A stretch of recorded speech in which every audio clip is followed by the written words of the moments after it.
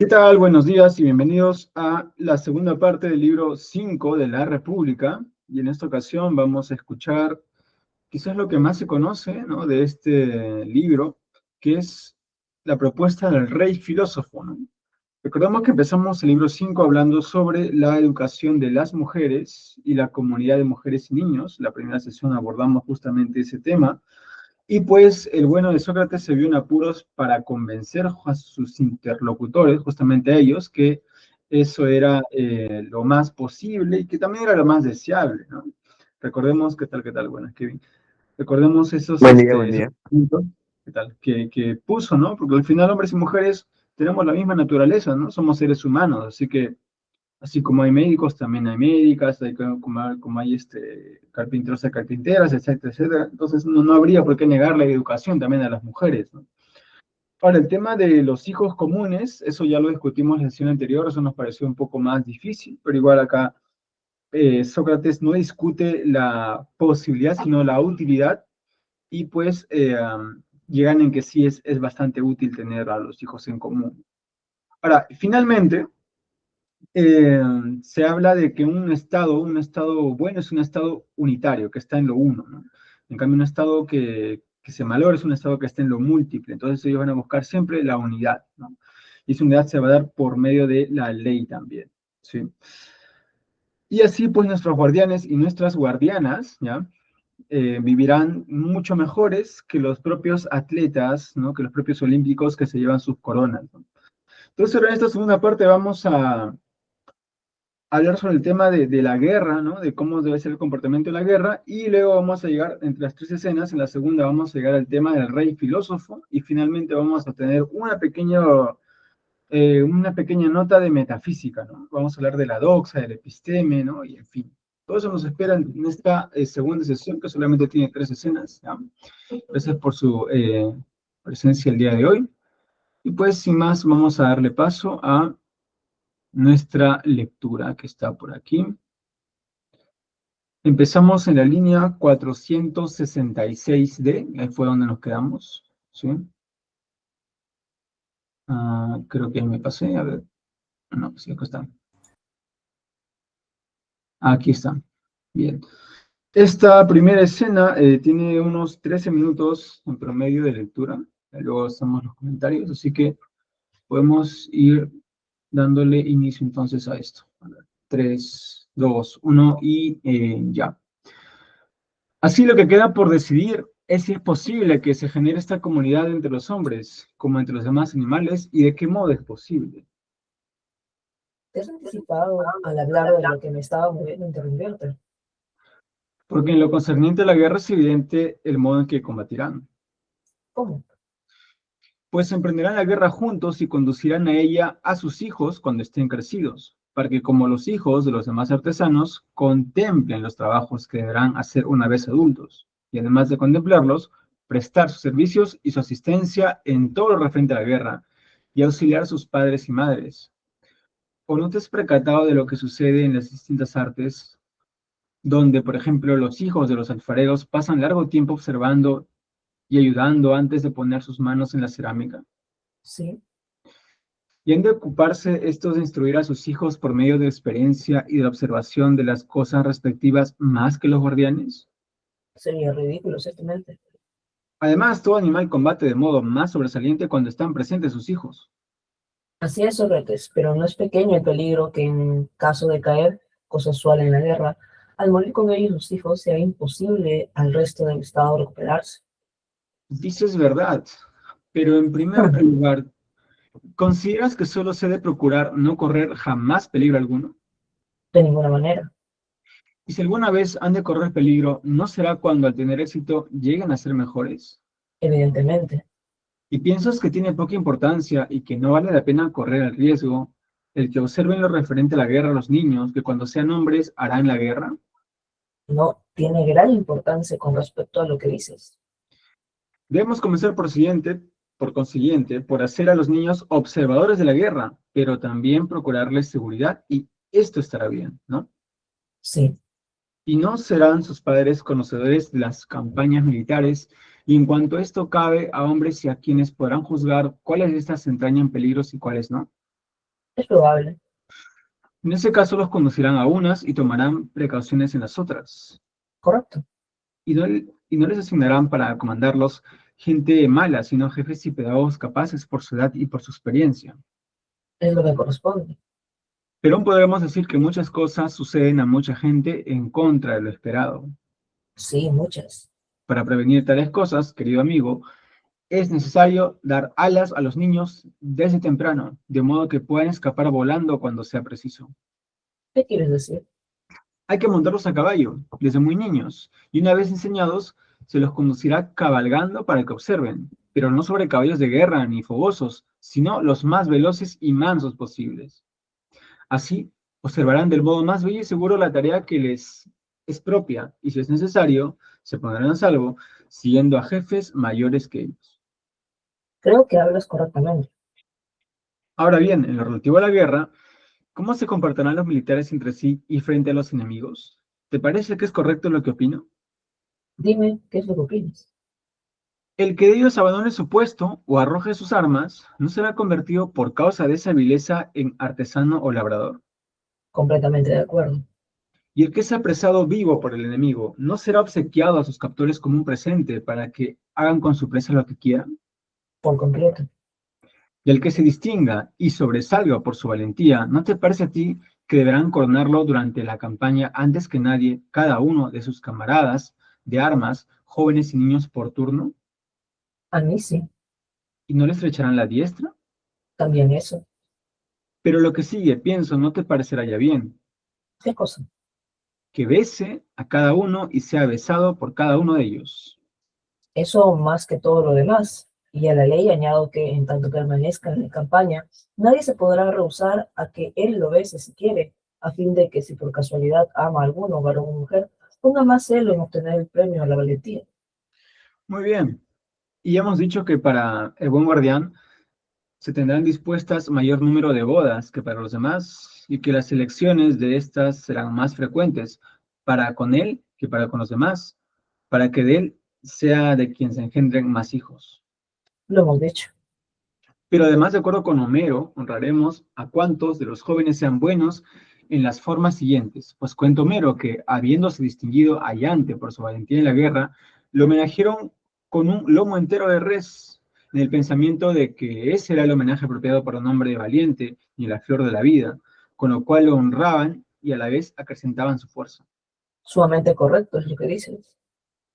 Obedecemos a Homero entonces, al menos en esto.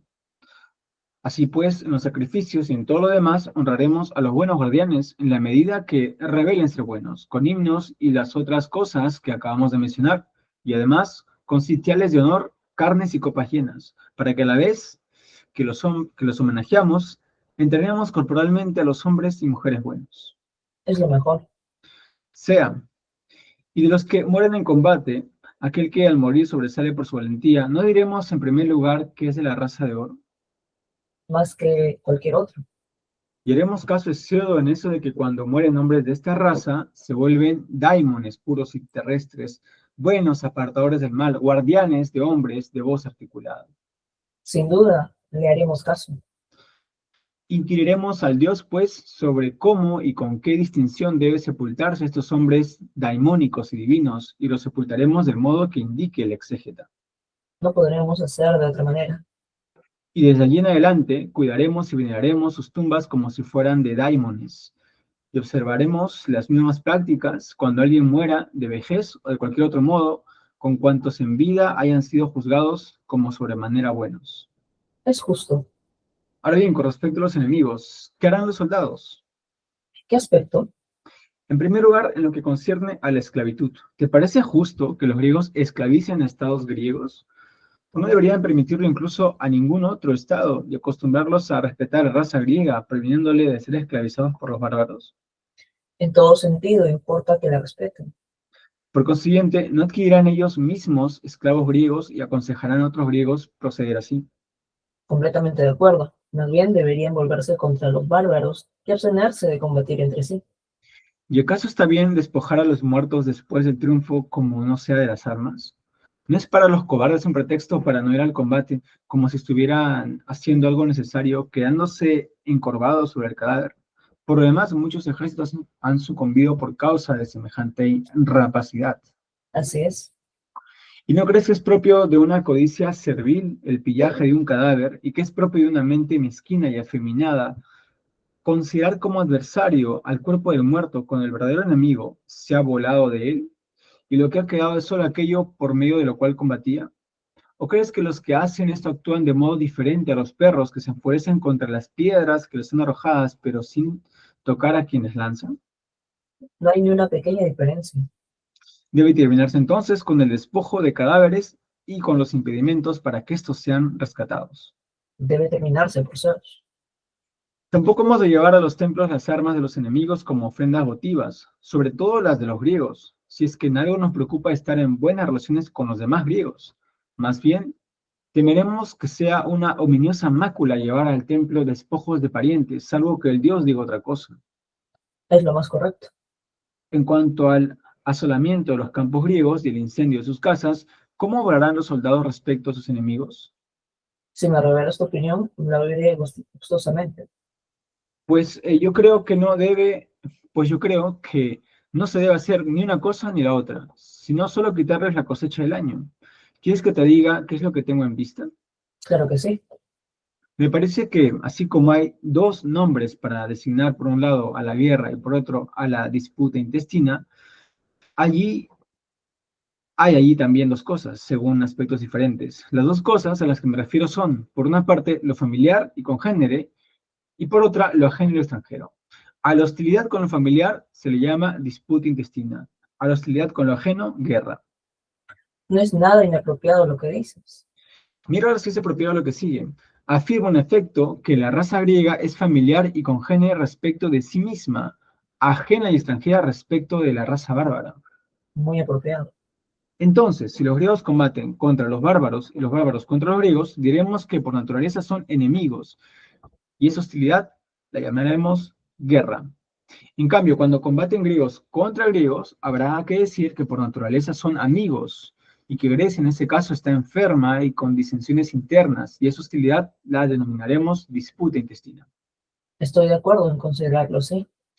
Observa ahora, cuando ocurre algo de esa índole que hemos convenido en llamar disputa intestina, en la que el Estado se divide en dos facciones, y cada una de estas devasta los campos de la otra e incendia sus casas, como la disputa intestina parece abominable, y ninguna de las facciones patriotas, sino no habrían sometido a su madre nodriza a tales estragos. Lo que parece razonable es que los vencedores quiten los frutos a los vencidos, de modo que pueda pensarse que se reconciliarán y no estarán combatiendo siempre. Y esa actitud será más noble que la otra. Bien, ¿no es un Estado griego el que fundas? Necesariamente. Entonces los suyos serán hombres buenos y nobles. Por cierto que sí. Y no serán helenófilos, que considerarán como propia la Hélade y no compartirán el culto religioso con los demás griegos. Sin duda. Por lo tanto, cuando tengan una desavenencia con griegos, por ser estos familiares suyos, la considerarán como una disputa intestina y no le darán el nombre de guerra. No, en efecto. Consiguientemente, litigarán como quienes han de reconciliarse. Claro. Entonces los enmendarán amistosamente sin llegar a castigarlos con la esclavitud o con el exterminio, ya que son enmendadores, no enemigos. De ese modo, en efecto. Por ser griegos, no depredarán la Hélade, ni prenderán fuego a las casas, y no aceptarán que en cualquier estado todos los hombres, mujeres y niños sean sus enemigos, sino que solo son sus enemigos los culpables de la desavenencia, que siempre son pocos. De ahí que no estarán dispuestos a asolar territorios donde la mayoría son amigos, ni a arruinar sus casas, sino que llevarán la contienda hasta que los culpables sean forzados a expiar su delito por los inocentes que sufren. Estoy de acuerdo en que así deben tratar nuestros ciudadanos a sus adversarios y a los bárbaros como hoy los griegos se tratan unos a otros. Estableceremos por esta ley entonces que los guardianes no deben asolar los territorios ni incendiar las casas. Lo estableceremos y damos esta ley por buena, tal como en los casos anteriores. Pero creo, Sócrates, que si se te permite seguir hablando de estas cosas, jamás te acordarás de lo que anteriormente hiciste a un lado para hablar de todo esto. Si es posible que llegue a existir tal organización política y de qué modo es posible. Por cierto que si llega Si llegase a existir, el Estado contaría con todas esas bondades y menciono otras que ha sometido. Combatirán como los mejores contra los enemigos y menos que nadie se abandonarían los unos a los otros al reconocerse y darse los nombres de hermanos, padres e hijos. Y si el sexo femenino se añadiera en las expediciones militares, ya fuera en la primera fila o bien ordenado más atrás, con el fin de infundir temor al enemigo y de servir de reserva si es preciso, bien sé que en ese sentido serían por completo irresistibles. Y veo que ha sometido aquellas bondades de que disfrutan en paz. Pero yo admito todas ellas y mil otras, si esa organización política llega a existir. Por lo que no hables ya más de esta, sino intentemos convencernos nosotros mismos de que es posible y cómo es posible y despidámonos del resto. Repentinamente has asaltado a mi exposición sin perdonarme que divagara. Tal vez no te das cuenta de que cuando apenas he esquivado las dos primeras olas, ahora me conduces frente a la tercera, que es la más grande y la más peligrosa.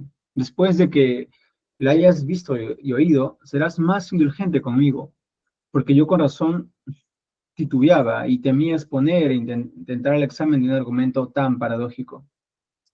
Cuantas más cosas de esa índole digas, menos te librarás de exponernos de qué modo es posible que aquella organización política exista. Habla pues y no pierdas tiempo. Ujú. Bien, entonces hasta aquí la primera escena. Como se dan cuenta, hemos hablado sobre el asunto de la guerra y pues cómo es que se configura, ¿no?, la guerra, ¿sí? Y en la guerra deben estar las mujeres y también los niños, ¿sí? Pero las mujeres, porque ya hemos dicho, ¿no?, ellas no tienen diferencia en la naturaleza del hombre, o sea, dicen ellos, ¿no?, en el capítulo anterior, dijeron que solamente son más débiles físicamente, nada más, es lo único que los diferencia, pero todo lo demás, las mismas cualidades, ¿no? Entonces, no se debe excluir a las mujeres, y tampoco a los niños, ¿no? Claro, los niños deben contemplar la guerra, porque ellos también, cuando sean grandes, van a guerrear, ¿no? Entonces también tienen que ir acostumbrándose a eso. Claro, pero como son niños, no hay que, pues, exponerlos a peligros innecesarios. Entonces, por eso justamente dice que hay que protegerlos, ¿no? Además, y acá también otra observación etológica, ¿no? Todo animal combate de modo más fiero, más sobresaliente, ¿no?, cuando están presentes sus crías. O sea, eso es natural, ¿no? O sea, desde el perro, el gato, todo animal hace eso, ¿no? Entonces, el animal humano, es el zoón humano, ¿no?, también va a ser lo mismo, pues. Ahora, claro, y como van a estar los hijos, ellos los guardianes, van a saber cuándo llevarlos y cuándo no llevarlos, ¿no? Justamente, ¿no? Como ellos son observadores, ¿no? Teorus, observadores, ¿no? Van a saber cuándo sí es necesario llevar y cuándo no es necesario llevar. Si es muy peligroso, no lo va a llevar, ¿no? ¿Sí? Y además, también como medio de salvación, ¿no? Sócrates dice que hay que enseñar a los niños ya a que monten a caballos, ¿no? Porque si ya el asunto se pone muy color de hormiga, ¿no? Ellos puedan irse, ¿no? Claro, metafóricamente dice que escapen volando, o sea, hay que darle alas a los niños. ¿Cómo es eso? Pues hay que enseñarles a manejar caballos rápidos y mansos, ¿no? Así ya se pueden salvar, ¿ya? Ahora, en cuanto al comportamiento con los otros enemigos, ¿cómo se deben comportar los militares, no? Bueno, los estrategos, los militares, si abandonan su puesto, pues van a ser reducidos de su rango, ¿no? Y si son apresados por sus enemigos, se los regala, ¿sí? Serán esclavos de ellos, ¿no? Pero el que sobresalve por su valentía, ¿no? ¿Sí? El que se distinga por su valentía, por su Andreia, ¿no? Va a tener prestigio, ¿no? Y acá se habla de ser besado y todo lo demás. Bueno, eso es justamente un premio que se le da, ¿no? Es el premio a la valentía, ¿no? ¿Sí? Aparte, lo va a tener más oportunidad de tener bodas sagradas y por lo tanto también de tener más progenio, ¿sí? Y acá hacen referencia a Homero, ¿no? Que Homero también, ¿no?, corona, pues, a los grandes, ¿no? Y les da, mujer, casas y demás. Bueno, ellos también van a darles, pues, premios, ¿no?, a los que demuestren la valentía, ¿no?, sitiales de honor. Y si mueren en guerra, también, en fin. Entonces, esta es la parte en cómo, pues, se reconoce a alguien que ha fallecido, ¿no? Ahora, si han estado siguiendo la traducción aquí en español, dice demonios, ¿no? Se les va a ahorrar como si fueran demonios, ¿no? Claro, pero recordemos que esto está hablando de daimones, ¿sí? No son los demonios que tiene, pues, el mundo cristiano, ¿no? No hace referencia para nada a eso, ¿no? Los daimones, en el mundo griego, están entre el mundo de los mortales humanos y el mundo de los divinos, y el mundo divino, o sea, están entre ambos, ¿sí? Los daimones están en ese mundo intermedio, Entonces, justamente por eso se los honra, ¿no? Daimones puros y terrestres, ¿no? Daimones, ¿no? Eh, y claro, también acá se hace una alusión, ¿no? Acá claramente se ve, pues, la naturaleza griega de Platón, y es un llamado a que entre griegos no se peleen, ¿no? Busca la unidad griega, ¿sí? Si hay una pelea interna, esa pelea interna no es una guerra, sino que no hay que llamarla guerra, porque no es una guerra, es una disputa intestina, ¿no? En cambio, cuando se pelean con los bárbaros, ahí sí hay guerra, porque con los bárbaros ellos son extranjeros, son extraños, pero entre griegos todos son familia, ¿no? Son parte de una misma nación, entonces ahí no habría por qué tener guerras, ¿no? Es más, y si nos enfrentamos entre nosotros griegos, dice ahí, hay que buscar siempre reconciliarnos, ¿sí? Justamente por eso se le llama con otro nombre, ¿no? En griego, polemos para los extranjeros y estasis, ¿no? Entre los que somos de familia, ¿no? Justamente el texto dice, nosotros diríamos guerra civil, ¿no? Claro, sería una guerra civil, ¿ya? Y bueno, se busca eso, pues, ¿no? Se busca que se mantengan unidos frente a los extraños, ¿no? Y finalmente se habla de, bueno, bueno, finalmente tiene que hablar ahora de otro tema, ¿no? Todavía no lo hemos tocado, pero ahí tiene que hablar justamente de esta tercera ola, ¿no?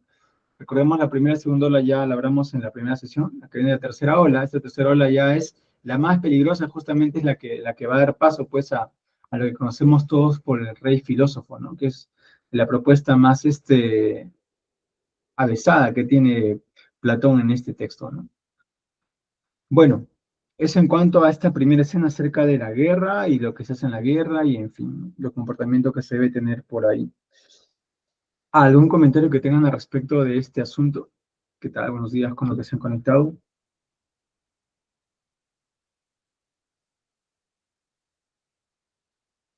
También se habla de, claro, de no quitarle las armas a los enemigos, ¿no? Pero a los enemigos griegos, ¿no?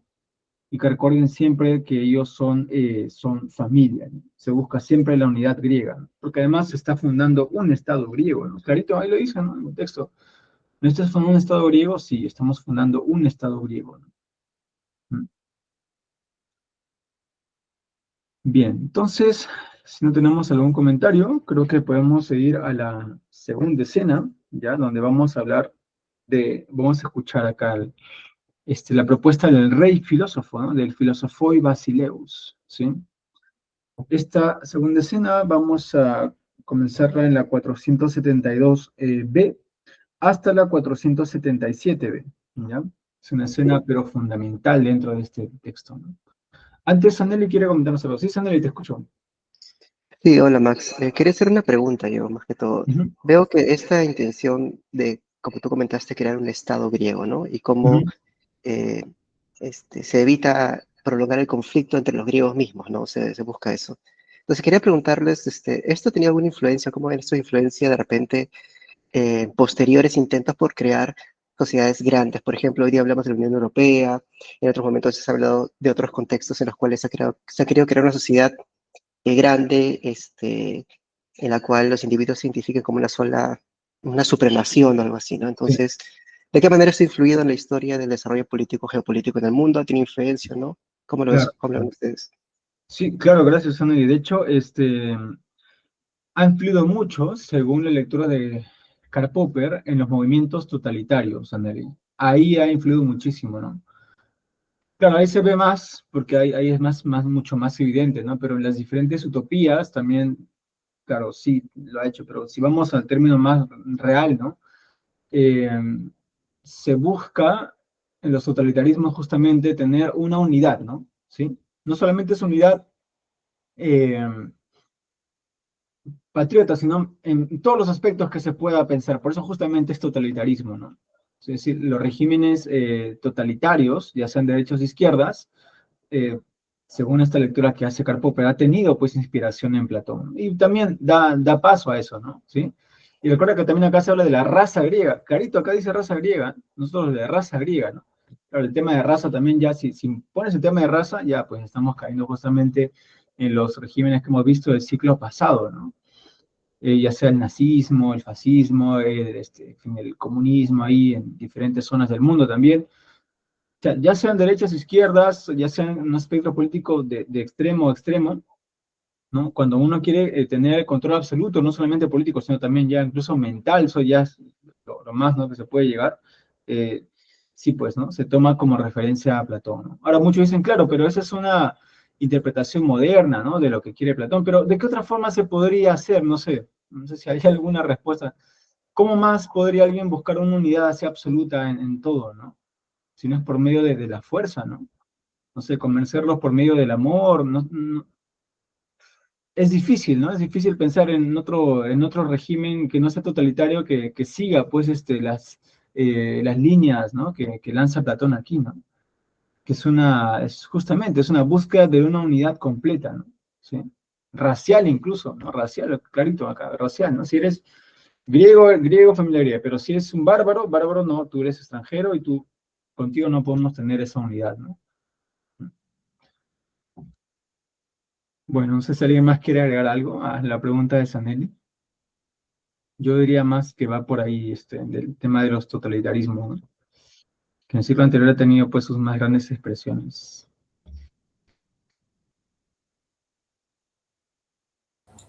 Bueno, yo solo añadiría que en una parte, aparte de indicar que todos van a ser lenófilos, me parece, a mí me pareció muy interesante que él diga que todos pertenecen a la propia élite compartiendo un culto religioso. O sea, no es solamente por la fuerza. En Platón Ah, habíamos interesante. esto, ¿no? O sea, comparten un culto religioso. Y de hecho, si aparte de la paideia griega que se fomenta en la misma Grecia y por ende se sienten helenos, comparten un mismo culto griego, ¿no? Que eso es lo que Ujú. los une. Y diría que, bueno, en estos otros totalitarismos, la fuerza, cuando la fuerza, digamos, supera tal vez este compartir común, la paideia común y el culto religioso, pues tal vez se está deformando. O sea, la cuestión es poner un equilibrio entre ambos, ¿no?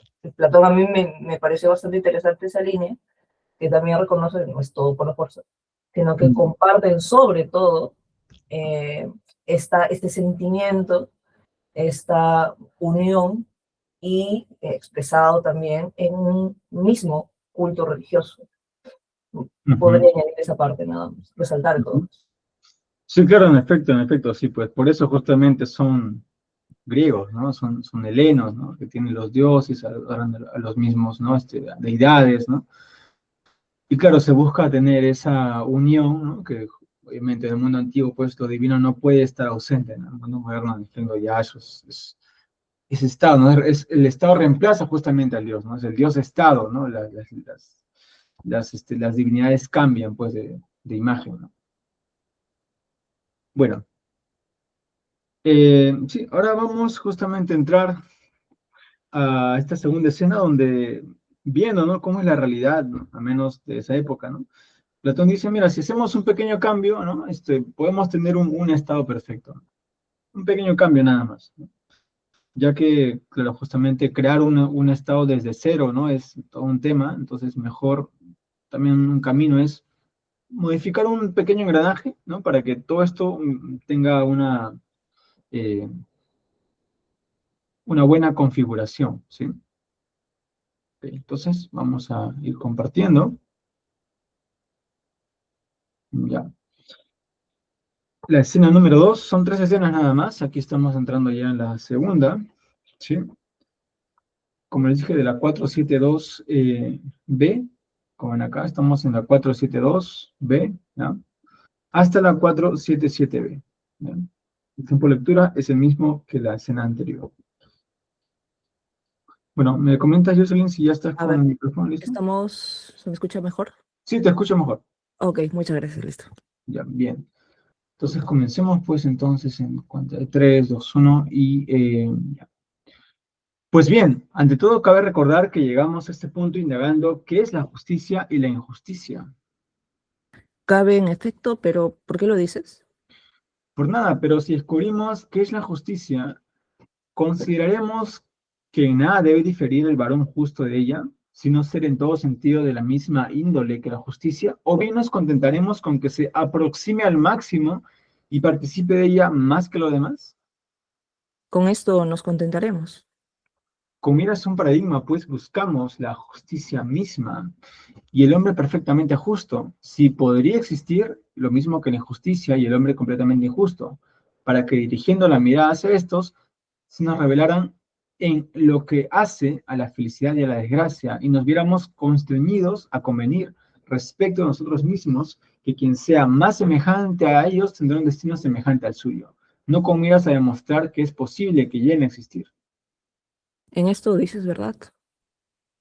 ¿Piensas acaso que un pintor que ha retratado como paradigma al hombre más hermoso, habiendo traducido en el cuadro todos sus rasgos adecuadamente, es menos bueno porque no puede demostrar que semejante hombre pueda existir? Por Zeus que no, Y no diremos que también nosotros hemos producido en palabras un paradigma del buen estado. ciertamente. Pues entonces piensas que nuestras palabras sobre esto no están tan bien dichas, si no podemos demostrar que es posible fundar un estado tal como el que decimos. Claro que no. Por consiguiente, eso es lo cierto. Ahora, si para complacerte debo poner celo en demostrar de qué modo y en qué sentido es posible al máximo respecto de tal demostración, me has de conceder lo mismo. ¿Qué? ¿Se puede poner en práctica algo tal como se dice? ¿O no es acaso que la praxis por naturaleza alcanza la verdad menos que las palabras? Podría parecer que no, pero tú lo concedes o no. Lo concedo. No obligues entonces a que muestre cómo lo que describo con el discurso debe realizarse en los hechos completamente. Pero si llegamos a ser capaces de descubrir cómo se podría fundar el estado más próximo a lo que hemos dicho, debes decir que hemos descubierto lo que demandas, que tales cosas pueden llegar a existir. ¿No te contentarías si arribamos a eso? Por mi parte, yo me conformaría. Yo también. Después de esto, me parece que hemos de intentar indagar y mostrar qué es lo que actualmente se hace mal en los estados, por lo cual no están gobernados del modo que el nuestro, y con qué cambios, los mínimos posibles, llegaría a un estado de este modo de organización política, preferiblemente con un solo cambio, sino con dos, y si tampoco así, con el menor número de cambios de menor significación. Completamente de acuerdo. Con un solo cambio, creo, podría mostrarse que se produce la transformación, aunque no sea un cambio pequeño ni fácil, pero posible. ¿Cuál es? He arribado a lo que hemos comparado con la más grande ola. Sin embargo, hablaré, aunque como una ola de carcajadas me sumerja sin más en el ridículo y en el desprecio. Examina lo que voy a decir. Habla. Al menos que los filósofos reinen en los estados, o los que ahora son llamados reyes y gobernantes, filosofen de modo genuino y adecuado, y que coincidan en una misma persona el poder político y la filosofía, y que se prohíba rigurosamente que marchen separadamente por cada uno de estos dos caminos las múltiples naturalezas que actualmente hacen así, no habrá, querido Laocoon, fin de los males para los estados, y tampoco creo para el género humano. Tampoco antes de eso se producirá, en la medida de lo posible, ni verá la luz del sol la organización política que ahora acabamos de escribir verbalmente. Esto es lo que desde hace rato titubeo por decir, porque veía que era un modo de hablar paradójico, y es difícil advertir que no hay otra manera de ser feliz, tanto en la vida privada como en la pública. ¿Qué palabras, Sócrates? ¿Qué discurso has dejado escapar? Después de hablar así, tienes que pensar que se han de echar sobre ti muchos hombres nada insignificantes, se quitarán sus mantos, por así decirlo, y despojados de estos, cogerán la primera arma que tengan a mano, dispuestos a hacer cualquier barbaridad. De modo que si no te defiendes con tu argumento o esquivas los golpes, verdaderamente expirará tu falta convirtiéndote en objeto de burla. ¿Y Expirarás. acaso no eres tú culpable de esto? Sí, e hice bien. Pero no te he de abandonar, sino que te defenderé, tanto como pueda. Y lo que puedo es poner buena voluntad y alentarte, y tal vez yo sea más complaciente que otros para responderte. Ahora pues, que estás provisto de semejante ayuda, trata de demostrar a los incrédulos que es como tú dices. Lo voy a tratar, puesto que tú me ofreces una alianza tan importante. Pues bien, Creo que se hace necesario, si hemos de esquivar de algún modo a los que has mencionado, determinar a qué filósofos aludimos cuando nos atrevimos a afirmar que ellos deben gobernar, de modo que distinguiéndolos podamos defendernos, mostrando que a unos corresponde por naturaleza aplicarse a la filosofía del gobierno del Estado, en tanto a los demás dejar incólume la filosofía y obedecer al que manda. Es la hora de determinarlo. Vamos entonces, sígueme, si es que de un modo u otro soy un guía adecuado. Guíame. ¿Debo recordarte yo o te acuerdas tú de que cuando afirmamos que alguien ama alguna cosa, si hablamos correctamente, debe quedar bien claro que no está amando una parte sí y otra parte no de ese objeto, sino que está queriéndolo íntegro? Parece que me lo tendrás que recordar, pues yo no me doy cuenta en absoluto.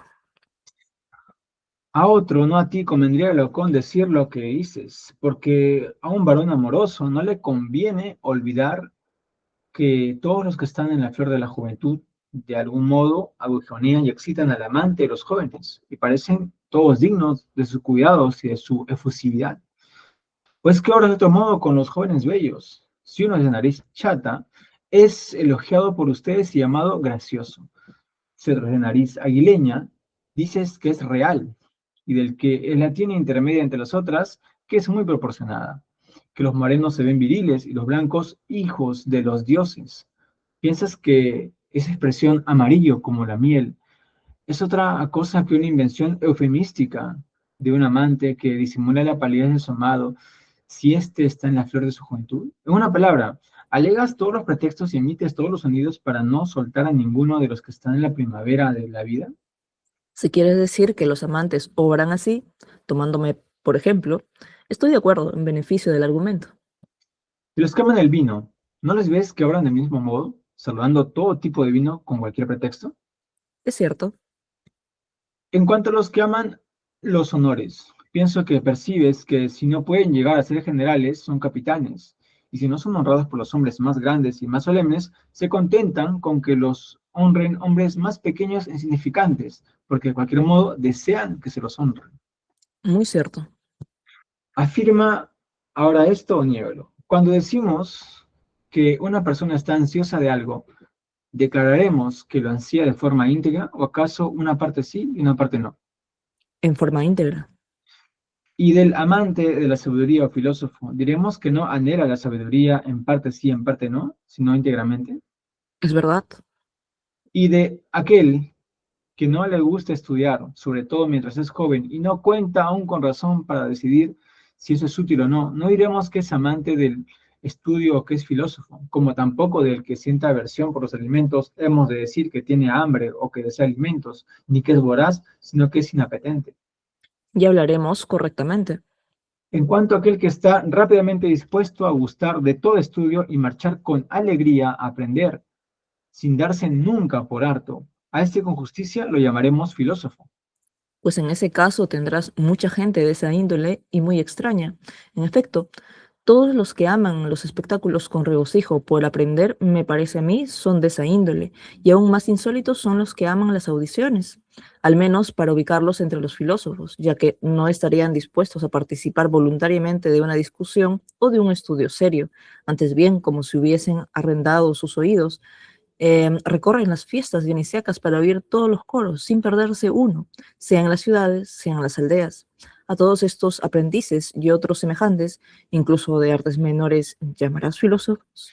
De ningún modo, más bien parecidos a filósofos, Entonces, ¿a quiénes llamas verdaderamente filósofos? a quienes aman el espectáculo de la verdad. Bien, pero ¿qué quieres decir con eso? De ningún modo sería fácil con otro, pero pienso que tú vas a estar de acuerdo conmigo en esto, ¿Qué cosa? que puesto que lo bello es contrario de lo feo, son dos cosas, Claro, y que puesto que son dos, cada uno es uno. también esto está claro. Y el mismo discurso acerca de lo justo y de lo injusto, de lo bueno y de lo malo, y todas las ideas, cada una en sí misma es una, pero al presentarse por doquier en comunión con las acciones, con los cuerpos y unas con otras, cada una aparece como múltiple. Hablas correctamente. En este sentido, precisamente, hago la distinción apartando a aquellos que acabas de mencionar, amantes de espectáculos y de las artes y hombres de acción, de aquellos sobre los cuales versa mi discurso, que son los únicos a quienes cabría denominar correctamente filósofos. ¿Qué quieres decir? Aquellos que aman las audiciones y los espectáculos se deleitan con sonidos bellos, con colores y figuras bellas, y con todo lo que se fabrica con cosas de esa índole, pero su pensamiento es incapaz de divisar la naturaleza de lo bello en sí y deleitarse con ella. Así es, en efecto. En cambio, aquellos que son capaces de avanzar hasta lo bello en sí y contemplarlo por sí mismo, ¿no son raros? Ciertamente. Pues bien, el que cree que hay cosas bellas, pero no cree en la belleza en sí, ni es capaz de seguir al que conduce hacia su conocimiento, ¿te parece que vive soñando o despierto? Examina, no consiste el soñar en que, ya sea mientras se duerme o bien cuando se ha despertado, se toma lo semejante a algo, no por semejante, sino como a aquello a lo cual se asemeja. En efecto, yo diría que soñar es algo de esa índole. Vamos ahora al caso contrario. Aquel que estima que hay algo bello en sí y es capaz de mirarlo, tanto como las cosas que participan de él, sin confundirlo con las cosas que participan de él, ni a él por estas cosas participantes, ¿te parece que vive despierto o soñando?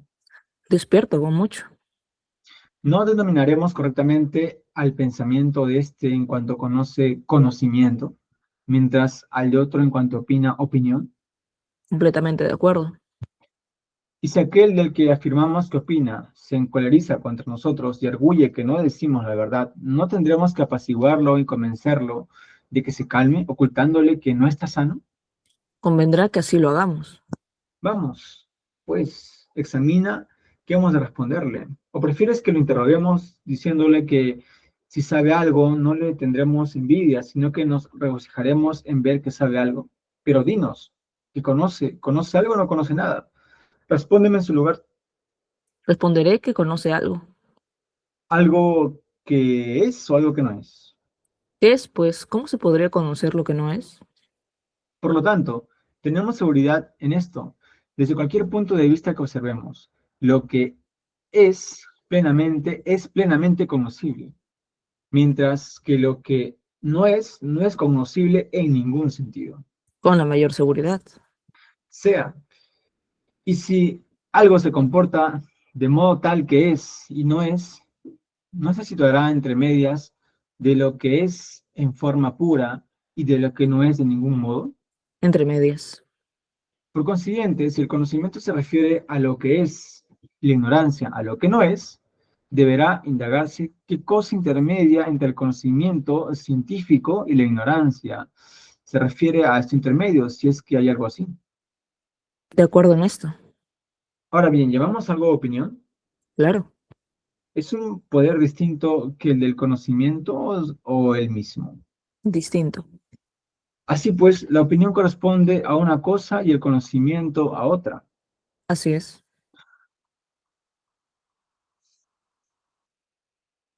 No es, pues, propio el conocimiento por naturaleza orientado a lo que es conocer cómo es lo que es, pero antes me parece bien que debemos distinguir algo. ¿Qué? Ya, listo, hasta ahí. Ya, acá entramos en un terreno metafísico, bueno, ya se dan cuenta, ¿no? Está hablando de lo que es, ¿no? Y ahorita entramos ahí, pero primero vamos al tema de el filósofo rey, ¿no? A ver, ¿cómo llegamos a este asunto? Bueno, y pasa algo bien curioso, ¿no? Acá Sanelli, que sabe matemáticas, quizás también pueda apoyarnos en esto. Claro, una cosa es, ¿no?, el modelo ideal, ¿no?, de cómo se plantea algo, y otra cosa es cómo funciona en la realidad, ¿sí? Son cosas distintas, ¿no?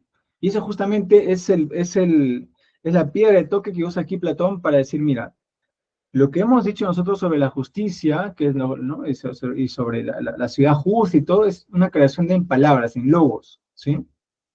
Es una creación perfecta, porque es una creación de logos, de las palabras, ¿no? Claro, y eso está ahí, ¿no? Es un modelo, es un paradigma, ¿no? Pero en la realidad, pues, esto que hemos creado difícilmente va a ser copiado tal cual es, tal cual, igualito no se va a poder. O sea, de forma similar, totalmente idéntica, no se va a poder, ¿no? Platón mismo lo está reconociendo, ¿sí? Nos vamos a contentar con que se aproxime al máximo, ¿no? con que participe, no con que sea lo mismo, no con que sea idéntico, ¿no? Sino que se aproxime, ¿no? Con que participe, ¿sí? Con eso es suficiente, con eso él se da por satisfecho, dice, ¿sí? Claro, y para hablar de esto pone el ejemplo, pues, del hombre justo y la ciudad justa, ¿no? La investigación, pues, no es, como se dice, empírica, sino más bien de forma paradigmática. Paradigma quiere decir modelo, ¿no? De forma modélica, ¿no? En economía esto se ve claramente también, ¿no? Tenemos modelos económicos, que son matemáticos, por supuesto, ¿sí? Pero en la realidad, ¿no? Estos modelos jamás se van a replicar, porque la realidad no funciona, pues, de forma abstracta y matemática, ¿no? Funciona de forma empírica y justamente real, ¿no? Justamente Platón está poniendo eso como pie de toque para decir, mira, una cosa es el logos, ¿no? Y otra cosa es la praxis, ¿sí? Son cuestiones distintas. Una cosa es el modelo, otra cosa es justamente los entes que están aquí, ¿no? Vamos a contentar únicamente con que esté más cerca, lo más cerca posible, ¿no? ¿Sí? Eso se llama asíndota, creo, Sonelli, no sé, cuando algo está muy cerca pero nunca lo tocan, creo que tiene ese nombre, ¿no? Bueno, en fin, esa es la idea, ¿no? Que esté lo más cerca posible, lo más cerca posible. Y te pone el ejemplo del pintor, ¿no? Un pintor que ha hecho un cuadro, ¿no? El hombre más hermoso, ¿no? Y lo ha dibujado con tanto esmero, lo ha pintado con tanto esmero, ¿no? ¿Sí? Ahora, eso de por sí ya tiene un valor, ¿no? Ahora, de si ese hombre que ha pintado ya existir o no, eso ya excede a lo que él puede hacer, ¿no? ¿Sí? Entonces, justamente empieza con eso, ¿no? Y acá también lo dice, ¿no es acaso que la praxis por naturaleza alcanza la verdad menos que las palabras? Claro, pues las palabras alcanzan más ese modelo que la propia práctica, ¿sí? Que el propio terreno, pues, de lo humano, que es donde estamos nosotros, ¿no? ¿Mm? Entonces, pues, no se le debe exigir a Platón, en este caso a Sócrates, ¿no? Que demuestre, ¿no? Que su estado, pues, tenga que existir tal cual lo ha dicho. ¿No? Ahí él se pone, pues, ¿no? Ese escudo protector, ¿sí? No hay que exigirle que eso suceda de tal forma así semejante, similar, igual, ¿no? ¿Sí? Porque además son otras las intenciones. Acá lo que se busca es justamente descubrir, ¿no? Al hombre justo, ¿no? Al hombre bueno, en fin, ¿no? No tanto construir realmente una ciudad así. Ya, ahora, habiendo dado esta premisa, pues dice, ¿no? Con un solo cambio, ¿no? Los estados mal gobernados podrían justamente pasar un mejor orden y acercarse lo más posible a lo que hemos dicho, ¿no? ¿Cuál es ese único cambio? Pues acá lo dice, ¿no? Hoi filósofo y basileusi, o sea, que los filósofos reinen, ¿m? El rey filósofo, ¿no? O que los que están, porque también es eso, ¿no? O uno o lo otro, ¿no? O los que son ahora reyes filosofen, pero no filosofen de cualquier forma, ¿no? Filosofen de modo genuino y adecuado, ¿sí? O sea, que sean realmente filósofos, ¿no? No filosofastros, no aprendices, no, que sean filósofos genuinos, ¿no? Y que coincidan en un mismo ser, en una misma persona, el poder tanto político como la filosofía. ¿M? La dinamis de la política y la filosofía. O sea, en una sola persona deben estar ambos, ya sea que el filósofo sea rey o que el rey filosofe, pero bueno, en fin, la cuestión es unir ambas cosas, ¿no? Tanto el poder político como la filosofía, ¿sí? Ahora, si esto no se da, dice, ¿no? No habrá fin para los males del Estado, ni tampoco para el género humano. O sea, esto es la salvación, ¿sí? Es la salvación. La unión entre sabiduría y poder es la salvación. Si no, no hay otra forma de ser felices, ¿no? Felices, ni de forma privada ni de forma pública, ¿sí? O sea, es bastante fuerte lo que está diciendo Platón, ¿no? Eso es súper fuerte, por eso justamente, ¿no? Ahí le dicen, yo no quería decirte esto, pero tú me has obligado prácticamente, Locón, a que yo lo diga, ¿no? Claro, y ahora van a venir un montón de contraargumentos, pues, ¿no? Que van a querer desollar vivo, ¿no? Al propio Sócrates que lo está diciendo. Entonces acá lo cala un poco y dice, bueno, ya, yo te voy a apoyar, porque también es cierto, yo te he conducido a que digas esto, bueno, ahora yo también voy a estar en alianza contigo, ¿no? Bueno, entonces ya que está más tranquilo ahí, se tranquiliza Sócrates, ya ahora empieza a explicar mejor qué quiere decir esto de que el filósofo sea gobernante o que el que esté en el gobierno filosófico, ¿no? ¿Mm? Y acá empieza a hablar justamente, ¿no? Que por naturaleza, algunos van a estar, ¿no? Algunos se les va a permitir o van a poder acercarse justamente a este ideal de unión entre sabiduría y poder, y otros no. ¿Mm? Otros tienen que simplemente obedecer al que manda nada más, ¿no? Y dejar a la filosofía que vaya sola, ¿no? O sea, algunos sí, por naturaleza, les va a ser dado que tengan ambas, ¿no? Ambas unión, sí, ambas unión, pero otros para nada, ¿no? Entonces acá empieza a indagarlo, pues, ¿no? Ahora, ¿a qué te refieres con esto de los verdaderos filósofos, ¿no? En fin, todo eso. Antes de ello, pone este ejemplo de que alguien cuando desea algo lo desea totalmente, ¿no? Y bueno, en fin, ¿no? Eso para simplemente demostrar que el filósofo puede ser filósofo completamente, ¿no? ¿Sí? Pone el ejemplo del aprendizaje y acá está, ¿no? ¿A quiénes llamas verdaderamente filósofos? A los que aman el espectáculo de la verdad, ¿no? ¿Sí? El espectáculo de la verdad, ¿no? Curiosa la palabra esta. Claro, acá también no se entiende la primera qué quiere decir, por eso también vienen más preguntas, ¿no? ¿Qué quiere decir con esto, no? Y ahí le pone el ejemplo de que hay cosas bellas y hay cosas feas y que son cosas distintas, ¿no? ¿Sí? Y de ahí va a que hay cosas bellas en sí mismas y hay cosas feas en sí mismas, en efecto, hay cosas así, ¿no? Pero que cuando esto bello en sí mismo, ¿no? Se presenta en acciones, cuerpos en la realidad, esto se dispersa y se hace múltiple, ¿no? Y a veces nos quedamos únicamente con lo múltiple, pero no llegamos a justamente a asir o a captar o a aprender, ¿no? Eso bello en sí mismo, ¿no?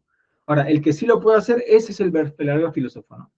En cambio, el que se entretiene o el que se dispersa en lo múltiple, ese no es filósofo, porque se está perdiendo en la multiplicidad de lo bueno, de lo malo, de lo justo, de lo injusto, ¿no? Pero no está llegando al en sí de eso, ¿sí?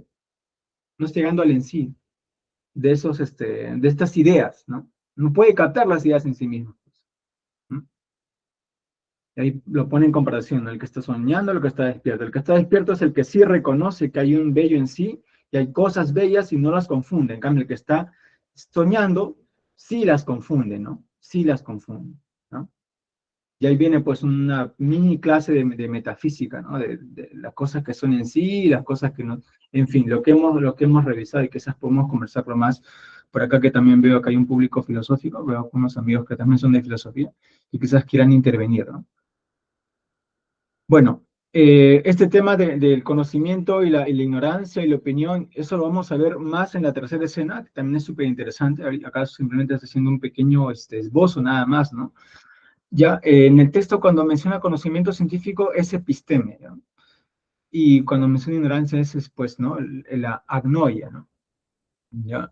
Por economía verbal no menciono toda la palabra conocimiento científico, sino solamente digo conocimiento, pero ahí la palabra es episteme en griego, simplemente para tenerlo ahí mapeado, ¿no? Bueno, no sé si por acá quiere alguien comentar algo de lo que se ha dicho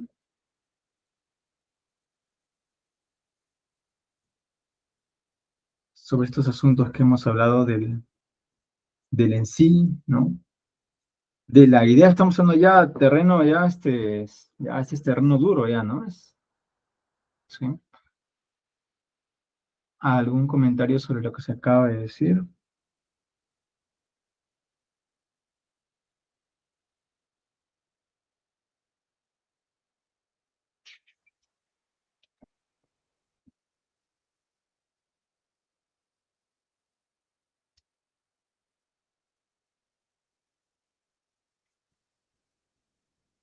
Bueno, entonces, si no, pues podemos ir a la tercera escena donde ya se abunda más en esta distinción entre doxa y episteme, ¿no? Una clásica, esto es clásico lo que se habla en filosofía, ¿no? Entre el conocimiento y la opinión, ¿no? ¿Cuál es el lugar de la opinión? ¿Sí? Eh, y ya vamos a ver que está en el medio entre el conocimiento y la ignorancia, ¿no? Pero no por ello, pues, tiene eh, bueno, no es una capa inferior, de hecho, la opinión también tiene cumple un lugar, ¿no? Porque se dirige hacia algo que ya vamos a ir viendo qué cosa es, ¿no? ¿Sí? ¿Ah? Sí, Félix, te escuchamos. ¿Qué tal, más? ¿Qué tal, chicos? ¿Se me escucha? Sí, te escucho, Félix, te escuchamos. Sí. Bueno, Yo he llegado tarde, pero sí conozco ese fragmento, sobre todo esto último en la que Sócrates comenta que el filósofo y el filósofo, ¿no? Que conoce la verdad es el que debe estar mezclado con aspectos políticos o debe ser un político para que el Estado vaya bien, ¿no? Yo quería hacer ahí algunos comentarios, ¿no?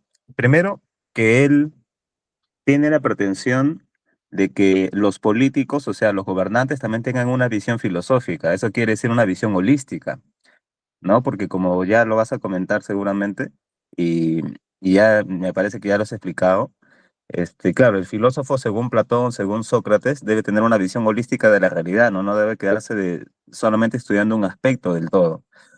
Y eso implica que el gobernante también tenga una preparación específica, una preparación especial, ¿no? Una educación que no es de la noche a la mañana, sino que es una educación desde niño, ¿no? Él ya hace todo el recorrido, toda una recomendación, ¿no? De empezar desde gimnasia, música, pasando por las matemáticas muchísimos años y luego hasta los 30, 50 años, recién ahí, ya habiendo conocido todo o por lo menos la gran mayor parte de las cosas que se puedan conocer, recién a los 30 hasta los 50 puede participar en la gestión pública, ¿no? En la administración del Estado. Y eso, pues, si bien es una idea interesantísima y seguramente para la visión de un filósofo debería ser así, ¿no? El gobernante debería estar preparadísimo desde infante, ¿no? Para que gobierne de manera justa. Ese ideal, ese paradigma de Platón y Sócrates, eso en definitiva, él la está creando con una novedad pues increíble, porque en su realidad, en su contexto, eso no existía, ¿no? Si bien los gobernantes tenían una educación privilegiada, no una educación caballeresca, como dice Marrú, por ejemplo, para los políticos griegos, ¿no?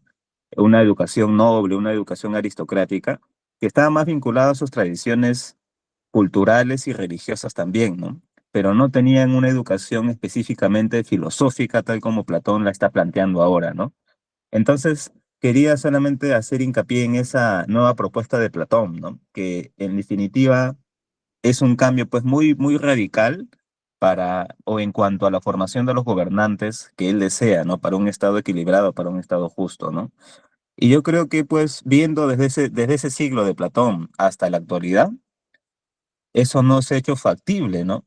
O sea, no hay un gobernante que haya pasado, bueno, no sé si me equivoque, pero no hay un gobernante que haya pasado pues por toda su educación desde niño y recién a los 30, 40 años, con toda una formación ya filosófica general sobre todas las cosas, ya se lance a la política o se lance a gobernar, ¿no?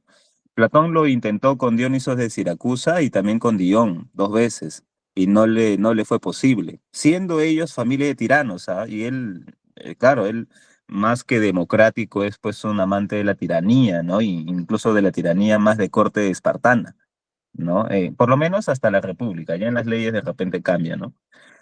Y claro, lo intentó, no lo pudo hacer, y si lo vemos a nivel histórico, tampoco, ¿no? Algunos piensan en Marco Aurelio, por ejemplo, ¿no? Como un filósofo gobernante, pero hay estudios en los que no es así, o sea, Marco Aurelio no es un filósofo platónico, ¿no? Es de otra camada, ¿no? Él es un estoico y etcétera, ¿no? Eh, y en el caso de otros políticos actuales, por ejemplo, tampoco han logrado eso, ¿no? O sea, no, es un ideal de Platón que, si bien para una mentalidad filosófica puede sonar genial, ¿no? Que el gobernante, que el que manda sepa todo, no tenga una visión totalizadora, integral, eso no se va a cumplir porque es un requisito pues muy difícil, no solamente para los gobernantes, sino también para cualquier persona, ¿no? Dedicarse desde infante al conocimiento, y de manera profunda, ¿no? Y seguir escalonadamente hasta llegar a algo alto, ya eso es complicado, ¿no? Bueno, ese es mi primer comentario, ¿no? Esa relación que él pone con que el nuevo gobernante debe tener una visión totalizadora. Y ahí viene mi pregunta. ¿Ustedes creen eso? O sea, ¿ustedes creen que un político gobernante necesariamente debe saberlo todo, incluso el ordenamiento cósmico, ¿no? Ujú, Para que ujú. pueda realizar un gobierno eficaz? ¿O le basta, por ejemplo, como ahora, ¿no? Saber ciencias políticas o saber, no sé, pues ciencias jurídicas o sociología o ciencias sociales para tener un gobierno justo, ¿no? O no es necesario, tal vez, algunos de repente dirán, no es necesario, ¿no? Basta con una vida sabia de repente sí, no universitaria, y nada más con los valores que ha aprendido ya puede gobernar de manera justa, ¿no? Esa es la pregunta que quería hacer. ¿Es necesario? ¿Ustedes creen eso? Ujú, gracias, Félix. Bueno, sí, en efecto, pues es una novedad, ¿no? Sí, y tan novedad que el propio mismo, ¿no? Lo dice, ¿no? Es más, es la salvación, porque claro, también, ¿no? O sea, sin esto, o sea, si no hay esto, dice, no se van a acabar nunca los males. O sea, es el filósofo rey, incluso le pondría nada más, ¿no? Salvador, ¿no? Es filósofo rey salvador, ¿sí? O rey, filósofo, salvador, como quieras, pero tiene ahí, diría que Cristo nada más cumple con eso, ¿no? ¿Sí? Que es profeta, sacerdote y, en fin, también, obviamente, rey, ¿no? ¿Sí? Únicamente Cristo entraría dentro de esta categoría, ¿no? No siendo él filósofo, obviamente, ¿no? Sino profeta y, en fin, hijo de Dios y todo lo demás. Pero claro, lo que se está buscando, claro, es un Mesías, ¿no? Es un sóter, ¿no? Es un sóter, ¿no? Este filósofo es el que salva la manera de vivir, ¿no? Tanto privada como pública, no solamente el Estado, ¿no?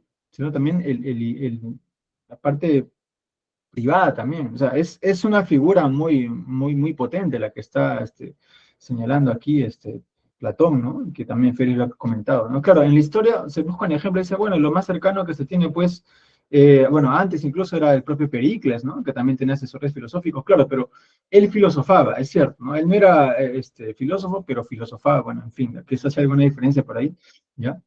Y claro, en él se ve, bueno, que es época anterior, excesos, ¿no? Una hibris enorme, ¿no? De creer que los atenienses pues, pueden tener vida de dioses, en fin, ¿no? Ya luego posteriormente se ve, claro, Marco Aurelio, como mencionas, en fin, y ya luego pues en la historia los diferentes reinos medievales también y todo lo demás, han tenido como referencia, ¿no? A esta prescripción platónica de que si el rey no tiene formación filosófica, no va a ser un buen rey, ¿no?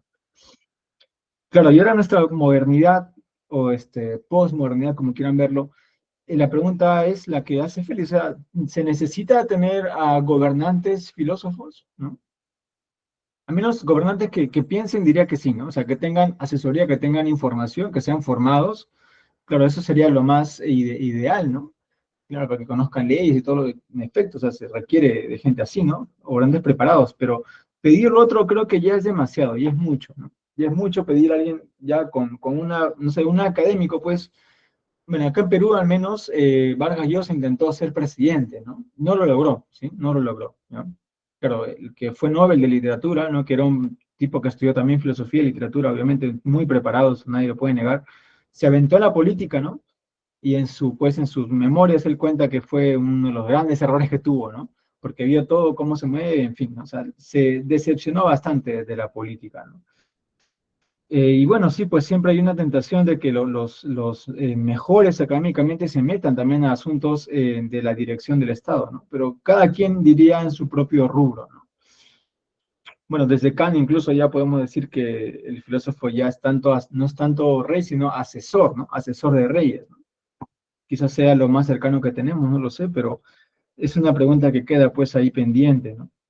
Todos queremos el mejor gobierno, creo que sí, ¿no? Ahora, ese mejor gobierno, ¿qué condiciones debe tener? Ahí tenemos muchas diferencias, ¿no?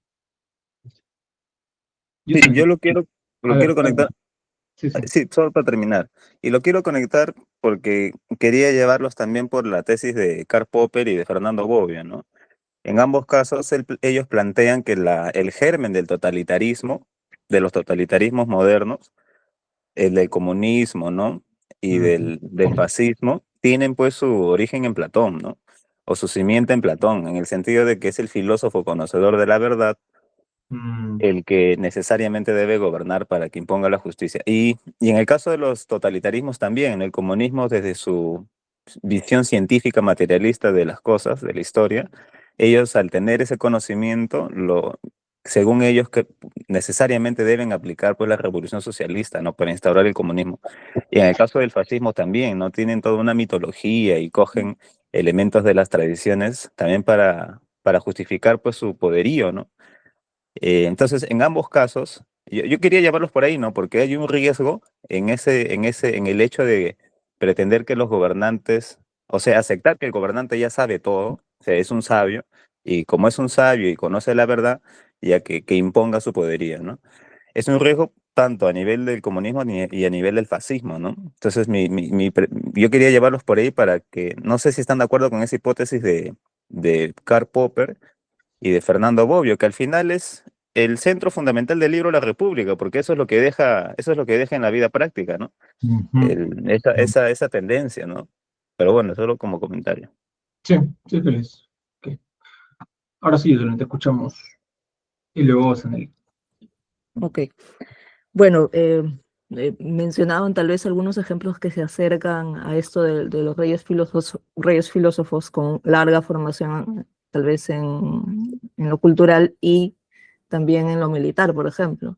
Y ahí se me ocurren siempre los países asiáticos, ¿no? Los emperadores eran formados por largo tiempo desde niños hasta que asuman el cargo de emperador, ¿no? Como sucesores y todo eso, en ciertas épocas y todo ello, ¿no?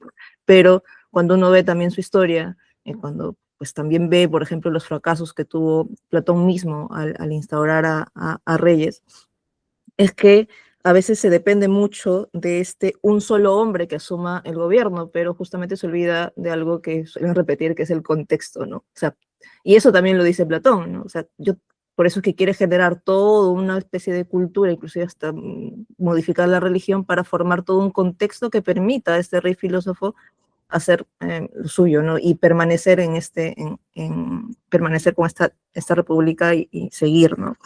Es decir, también hay que contemplar no solo lo permanente, sino lo impermanente, ¿no?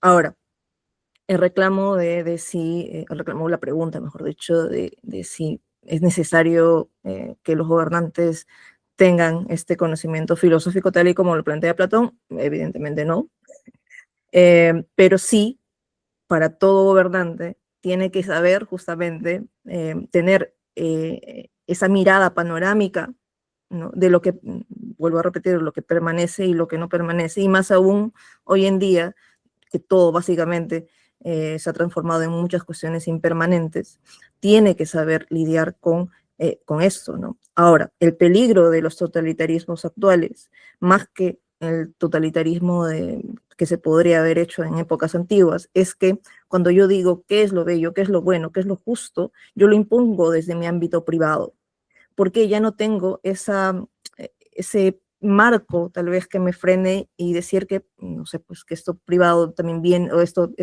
que digo viene de algo supremo a mí y que yo comparto y inclusive voy por la preocupación de lo público, que también es necesario para mi existir y todo eso, ¿no? Sino que ahora lo impongo desde mi ámbito privado por sobre las otras personas, qué sé yo, ¿no?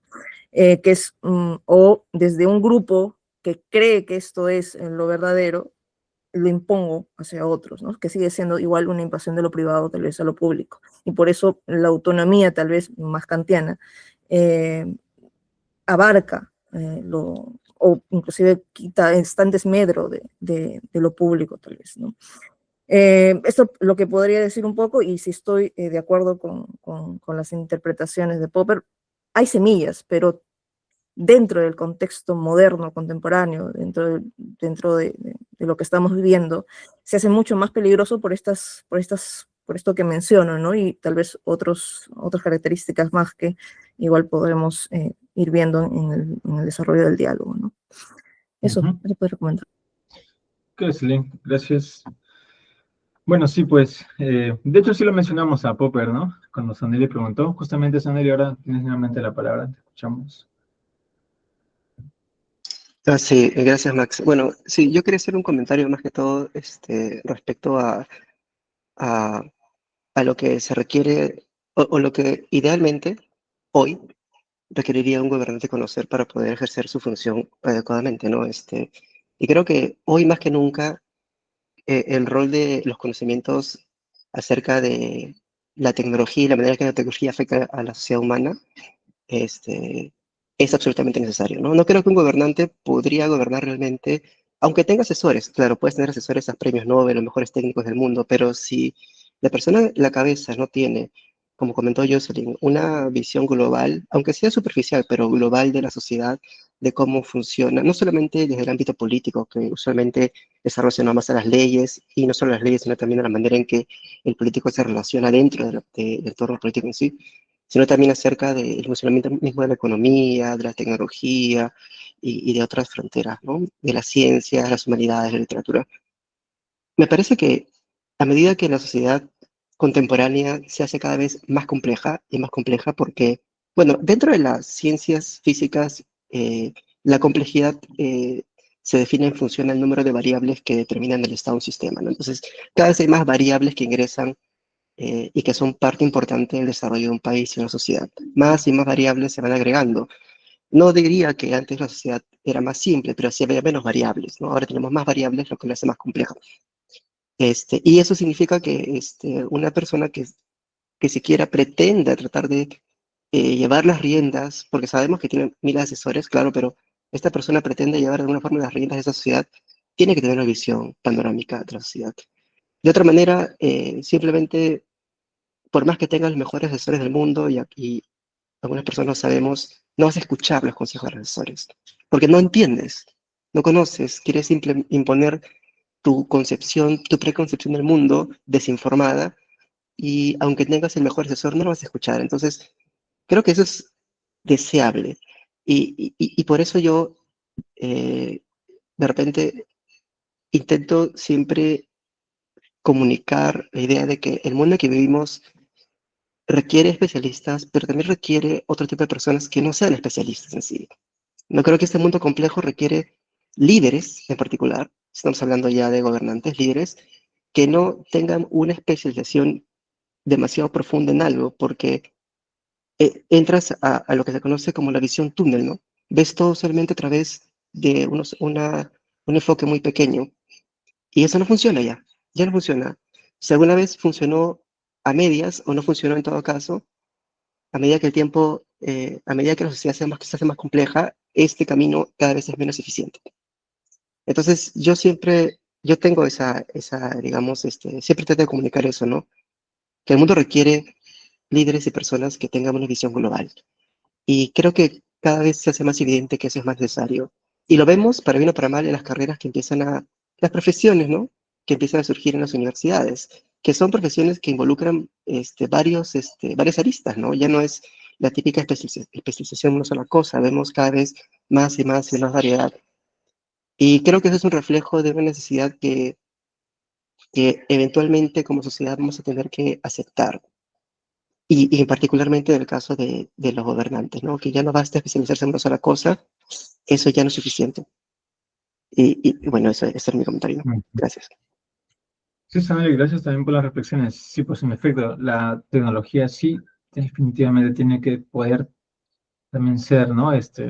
Avisorada por ello y, en efecto, un gobernante, ¿no? Deseable debe tener una visión global del asunto, no de forma específica, porque ya lo mencionó, o sea, vamos a terminar siendo, pues, especialistas de una pequeña región, ¿no? Bueno, está interesante aquí, la charla se puso caliente. Vamos con Kevin, que no ha participado, y luego nuevamente con Félix. Vamos, Kevin. ¿Qué tal, amigo? Buenos días. Sí, yo, de acuerdo con lo que han dicho todos, eh, pero también quisiera agregar el detalle de qué es lo diferente o qué es lo especial que tiene que conocer un gobernante, ¿no? Desde luego que en nuestra época, a diferencia de las épocas pasadas, el desarrollo de la técnica como que ha ampliado, ¿no? La gama de posibilidades de acción sobre todo y de decisión. Sin embargo, yo lo que sí creo es que hay algo que no ha cambiado, ¿no? Que es el ser humano en sí, como ser humano. Y es justamente eso en lo que veo carencia al momento en la posesión de conocimientos de ciertos gobernantes, ¿no? Porque en, en todo el planeta vemos gobernantes que funcionan y vemos gobernantes que no funcionan, o sea, que son eficientes y que no son eficientes. ¿Qué es lo que pienso yo que podría diferenciar uno de otros? Es justamente el conocimiento del ser humano, ¿no? En los grandes líderes mundiales encontramos una lectura de los movimientos sociales o de las tendencias a actuar de los grupos clara en ellos. O sea, ellos entienden cómo se mueven las sociedades. Sin embargo, en los gobernantes ineficientes no se ve eso, se ve un desconocimiento y justamente se ve en ellos lo que menciona Sanelli, ¿no? Visiones de túnel, como que conocen una pequeña parte, pero no entienden la dinámica amplia del ser humano. Y eso es algo que, por ejemplo, en los grandes líderes de la historia sí estaba presente, ¿no? Ya sea Pericles, Alejandro, Napoleón, etcétera, etcétera, etcétera. No todos los líderes mundiales entendían el ser humano, al ser humano. Entendían cómo se movía una sociedad, entendían cómo podían eh, hacer llegar su mensaje y hacer cumplir su objetivo, incluyendo a toda su sociedad, ¿no? Luego, el tema este que justo mencionó Jocelyn, que era el de los contextos, ¿no? Desde luego, para que un proyecto logre concretarse, tiene que haber un contexto que lo permita. Y acá viene el gran detalle, ¿no? ¿Cómo generar ese contexto? En Europa hemos visto que ha habido una tendencia a la desorganización, ¿no? A cambiar el chip mental y se ha pasado de querer imponer políticas a preparar un contexto desorganizado, ¿no? Toda esta corriente de políticas de minorías que son básicamente políticas de túnel, ¿no? Me interesa este pequeño problema y que se solucione, no sé, pongamos derechos muy específicos de grupos muy específicos y como que todos a por ellos. Y así diversos grupos pidiendo como que un pequeño margen, pero ignorando la visión de conjunto, ¿no? Ignorando el panorama general. Si nos pasamos al otro lado de otros continentes, ya hablando un poco más de Asia, hay políticas más generales, como que se ha reducido el espacio de posibilidades de acción para dar líneas muy amplias y que se encaje. ¿Por qué? Porque claramente necesitan un contexto más simple para que sus ideas no sean cuestionadas por tantos flancos y se vayan como que adaptando. He ahí la facilidad o la dificultad de los proyectos, ¿no? Entonces, como comentario a justo la pregunta que hizo Félix, yo creo que se necesita un gobernante que esté preparado en cuestiones generales, pero específicamente en cuestiones humanas, que sepa cómo es el ser humano, que esté preparado en mitos, en historia, en política, y que desde luego sea eficiente, ¿no? Porque es muy probable que un gobernante no sepa hacer algo en específico, ¿no? Yo no creo que Alejandro sepa o Alejandro Magno supo cómo construir paso por paso una torre, ¿no? Pero sabía que ahí tenía que haber una torre con ciertas características y él elegía al que consideraba más capaz, porque él podía leer al ser humano, ¿no? Y bueno, creo que ese es mi comentario. Gracias, Kevin. Una visión entonces antropológica necesaria, ¿no? Sobre el tema. Y vamos finalmente con Félix para terminar ya con la escena 3, que todavía está faltando. Félix, escuchamos. Sí, bueno, yo pienso que coinciden los que han comentado, coinciden en que el gobernante actual debe tener una visión panorámica, ¿no? Una visión panorámica y, digamos, formada, informada, ¿no?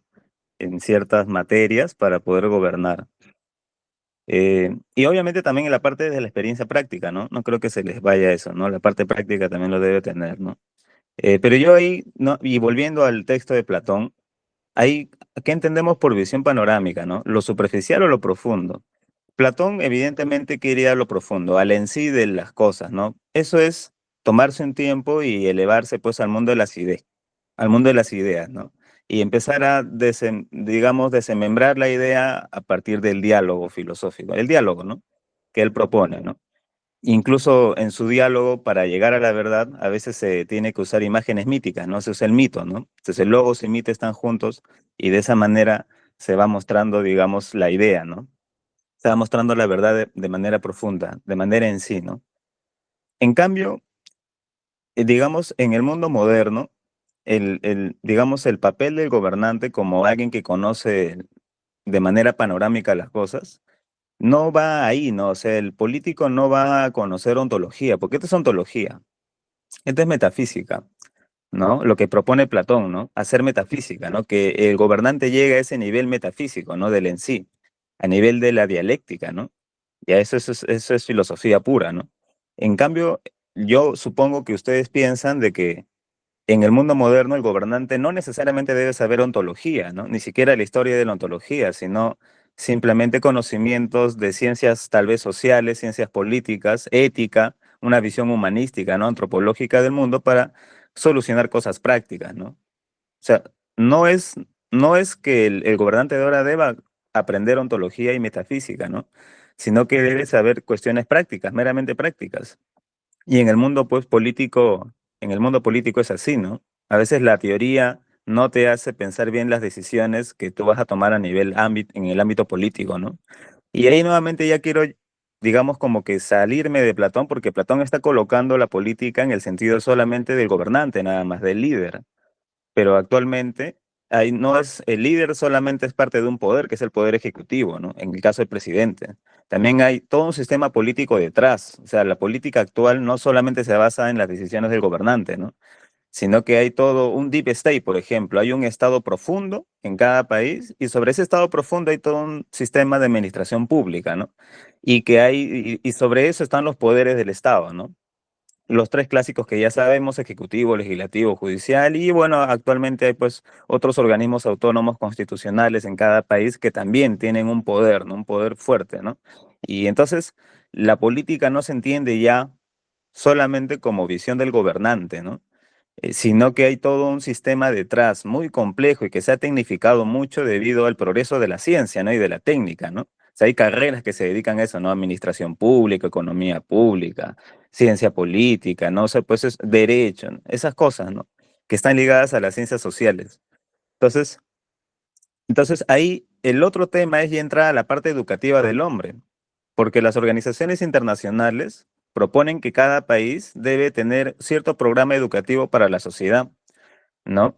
Y entonces la pregunta es, ¿qué se hace dentro de las aulas, no? O sea, se prepara, ahí sí se puede hacer ontología, yo pienso, tal vez primaria, secundaria, ahí sí hay el tiempo necesario de darte pues ese juego ontológico, ¿no? Tal vez en cuarto o quinto.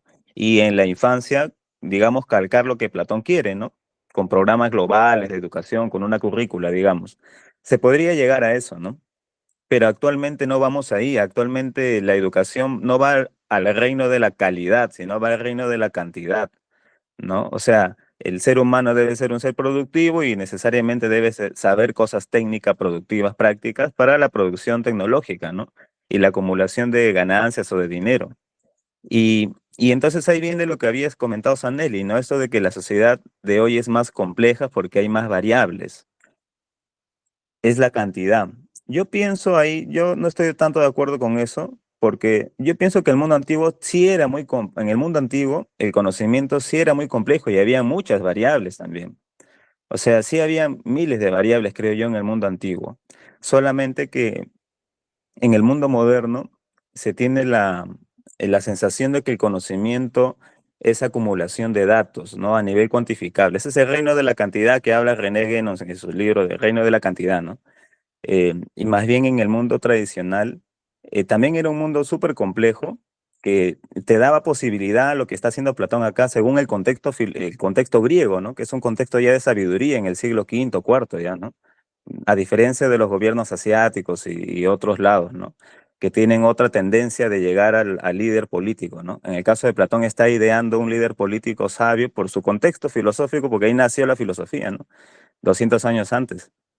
Pero bueno, yo quería llegar a eso, ¿no? Que en el mundo antiguo también la política estaba así más ligado al gobernante que al sistema político. Ahí se había más predominancia del líder político. Actualmente hay otros poderes, es más compleja la política, creo que por la demografía pues, inmensa que tenemos. Y en el mundo antiguo yo creo que sí era un sistema muy complejo, pero estaba ligado a otras materias como la contemplación, ¿no? Que acá propone Platón, como la espiritualidad, como el respeto a los valores, a las costumbres, ¿no? El arte como tradición, no arte como contemplación estética dentro de un museo, ¿no? Eh, y más bien en el mundo moderno se impone pues el reino de la cantidad dentro incluso de la cuestión política también, porque las decisiones políticas se hacen mirando una estadística.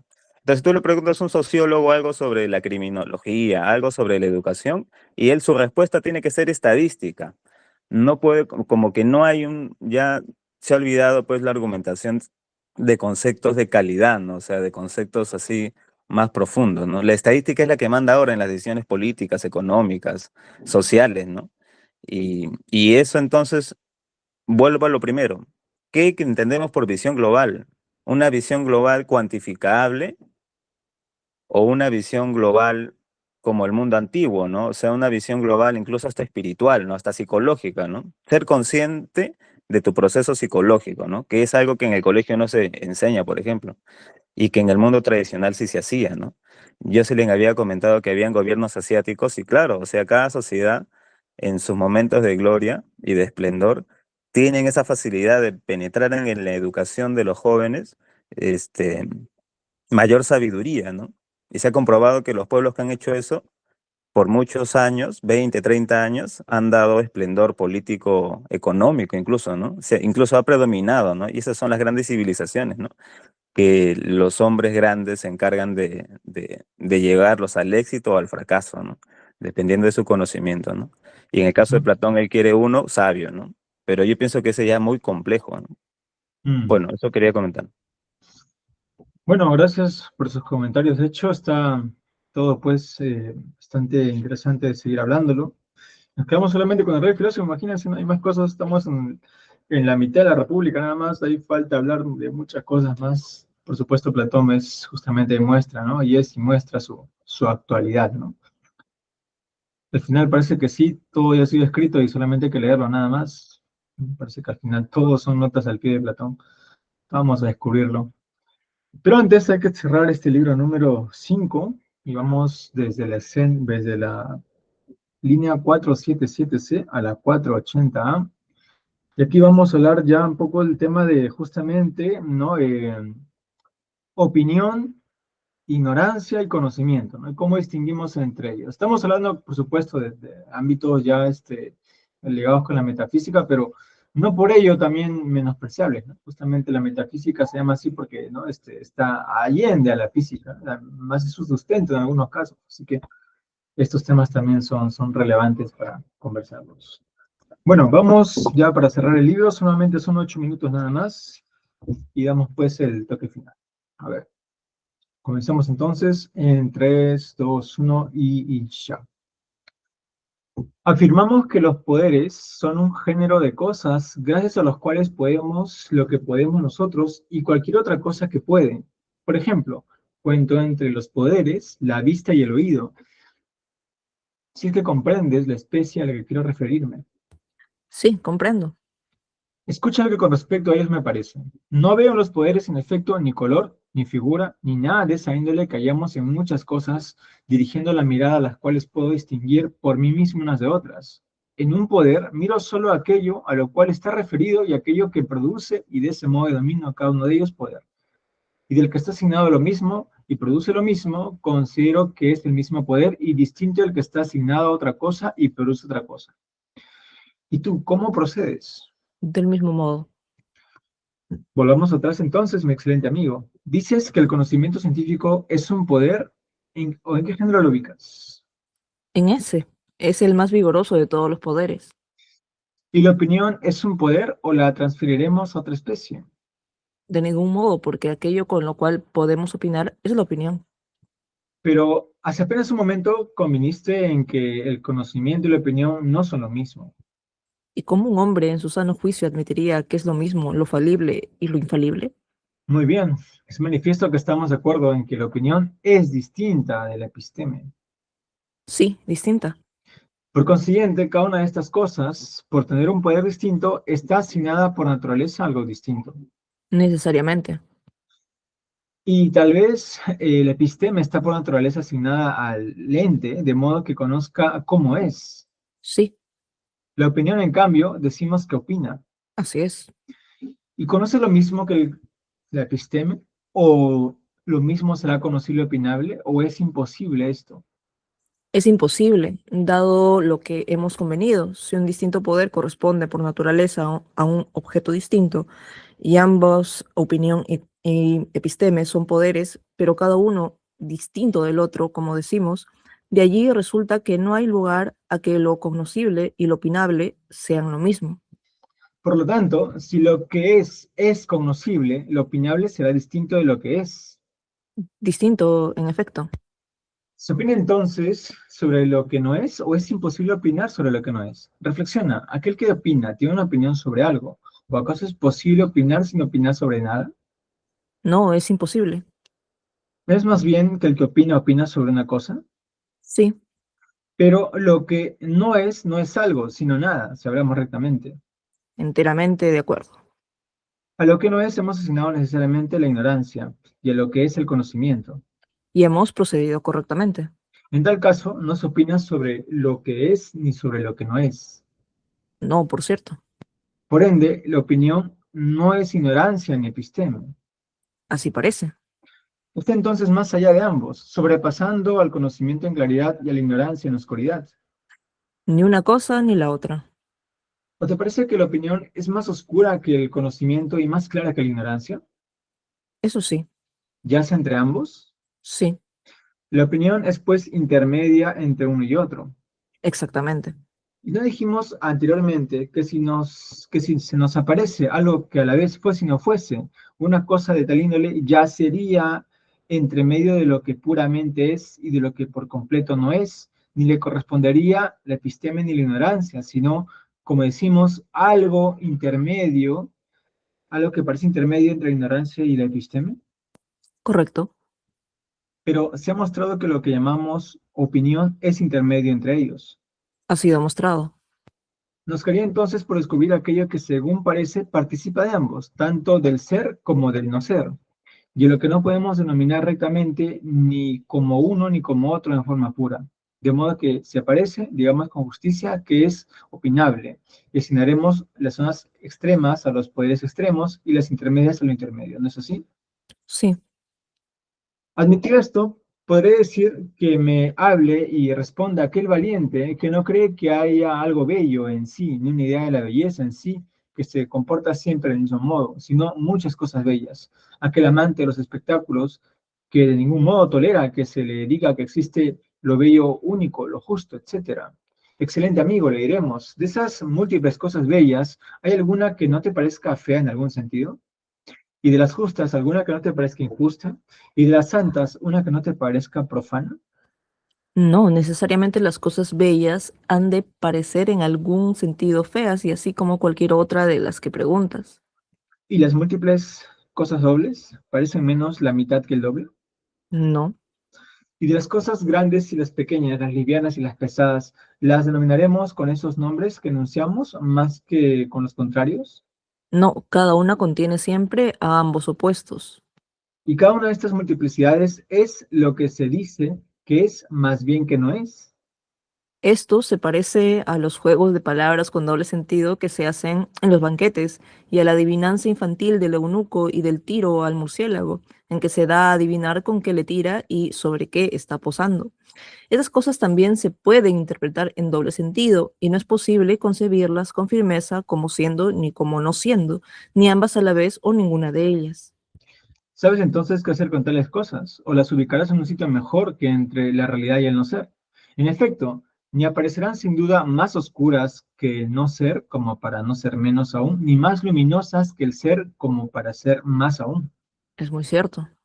Por consiguiente, hemos descubierto que las múltiples creencias de la multitud acerca de lo bello y demás cosas están como rondando un terreno intermedio entre lo que no es y lo que es en forma pura. Lo hemos descubierto. Pero hemos convenido anteriormente en que si aparecía algo de esa índole, no debería decir que es conocible, sino opinable, y vagando en territorio intermedio, es detectable por el poder intermedio. Lo hemos convenido.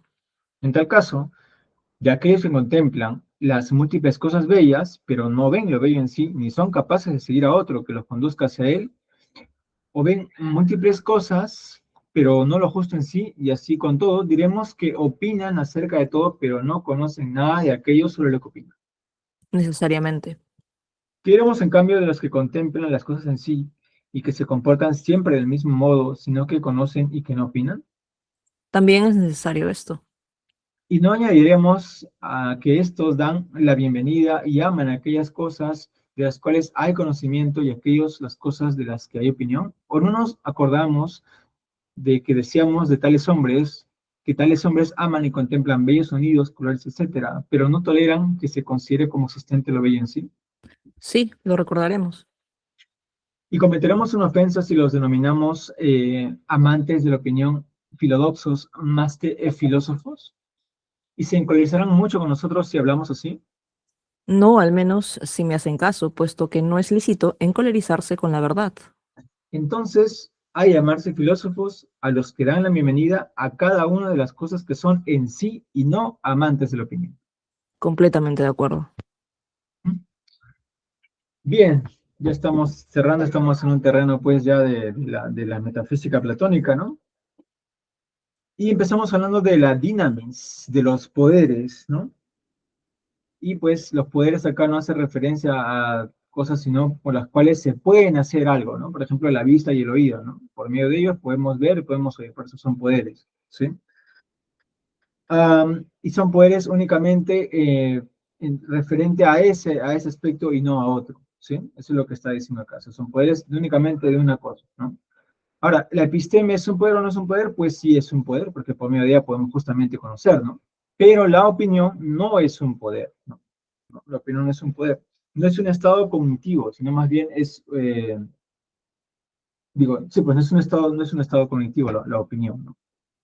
Y acá viene pues una larga distinción entre lo que es la doxa y la episteme. Esto se enseña claro, cuando se presenta Platón, ¿no? Es básico distinguir entre uno y el otro. De hecho, lo vamos a ver ya cuando lleguemos al mito de la caverna también, ahí también se habla de este asunto, ¿no? Bueno, y en general, pues, a ver, ¿qué es este asunto de la doxa y la episteme? Bueno, la episteme o el conocimiento científico, como se traduce aquí, está asignado al ente, ¿no? Al ente, ¿sí? Y conoce cómo es el ente. ¿Sí? En cambio, la opinión solamente opina, ¿sí? Y la opinión está entre dos poderes, está entre lo que se conoce y lo que se ignora, ¿no? Entre lo conocible y lo opinable, ¿no? Está entre lo que es y lo que no es, porque la opinión es y a la vez no es, ¿sí? O sea, está entre ese intermedio, ese reino del intermedio nuevamente, ¿no? Ahora, en ese reino intermedio están las cosas múltiples, ¿no? El tapolá, ¿no? Y pues justamente, ya que la opinión es parte de eso, ¿no? La opinión es opinión sobre lo múltiple también, ¿no? Lo cual se diferencia del conocimiento, en este caso el conocimiento que tiene el filósofo, ¿no? Que es el conocimiento de lo uno, de lo en sí, ¿no? Claro, él también sabe de lo múltiple, pero también reconoce lo uno, ¿no? Y ahí está la gran diferencia que hay entre ambos, ¿no? ¿Sí? Bueno, ya que contemplen lo múltiple sin llegar a lo uno, ¿no? Estos simplemente son opinólogos, o como acá se dice en griego, ¿no? Filodoxos, o sea, amantes de la opinión, ¿no? ¿Sí? Solamente aman la opinión. O sea, opinan, pero no saben lo que están opinando, ¿no? Simplemente hablan porque, pues, quieren decir algo, pero no tienen conocimiento certero de ello, ¿no? En cambio, los filósofos, ellos sí, ¿no? Ellos sí conocen las cosas en sí, ¿no? Y ellos tienen episteme, ¿sí? Ellos tienen conocimiento genuino, verdadero, ahora se traduce por conocimiento científico, pero en todo caso es ese tipo de conocimiento certero sobre algo, ¿no? Ya está esa distinción, y con esa distinción cerramos justamente este libro quinto, que es la mitad justamente de la República, ya que hemos abordado el aspecto pues muy racional y muy sesudo del asunto. Ahora tenemos que hablar también del aspecto más mitológico, ¿no? Lo cual pues es infaltable en Platón, y eso lo vamos a ver en los demás libros, ¿no? Vamos a ver ya los mitos que se van a proponer para darnos a entender justamente lo que hemos descubierto aquí, o que se ha descubierto, mejor dicho, de forma lógica y dialéctica, y en diálogo justamente, ¿no? En este caso de Glaucón con Sócrates, ¿sí? Bueno, sin más, no sé si alguien tiene algún comentario sobre este asunto, ¿ya? Si no, pues ya tendríamos que despedirnos y nos veremos ya para el libro 6. Justamente ya estamos cerrando el año. Quiero agradecerles la participación de cada uno de ustedes. También gracias, Jocelyn, por estar ahí. Natalie por apoyarnos. Igual también Kevin, Félix, Anelia, que están presentes. Acá también está Diego, en fin. Y a todos los que han estado en las demás sesiones, también muchas gracias por su participación y sus comentarios, ¿no? Esto es posible únicamente gracias a ustedes. Así que, bueno, les deseo un feliz año. Voy a dejar de grabar y nos quedamos un momento aquí con los que están en sala.